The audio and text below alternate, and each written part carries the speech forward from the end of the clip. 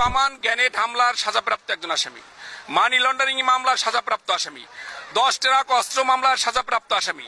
10 truck অস্ত্র বিএনপির সময় উনি 10 ট্রাক অস্ত্র আনলো, অবৈধ অস্ত্র এনে সন্ত্রাসীদের হাতে দিয়ে দিল, যাতে আওয়ামী লীগকে মেরে দাও, আওয়ামী লীগকে মেরে দাও। উনি সেই লক্ষ্যে কিন্তু 21শে আগস্ট গ্যানেট হামলা করে সেইখানে আইবিএ সহ 22 জনকে হত্যা করেছে। উদ্দেশ্য ছিল বঙ্গবন্ধুর কন্যাকে হত্যা করে দেওয়া, এটা ছিল তার নির্দেশ। কারণ ওই মুফতি হান্নান 164 নিজে বলেছে যে হাওয়া ভবনে বসে আমরা 2 দিন মিটিং করেছি, উদ্দেশ্য ছিল, নির্দেশ দিয়েছিল যে বঙ্গবন্ধুর কন্যা শেখ হাসিনাকে হত্যা করবে এবং আওয়ামী লীগ নেতাকে শেষ করে দাও, এই সিদ্ধান্ত দিয়েছে।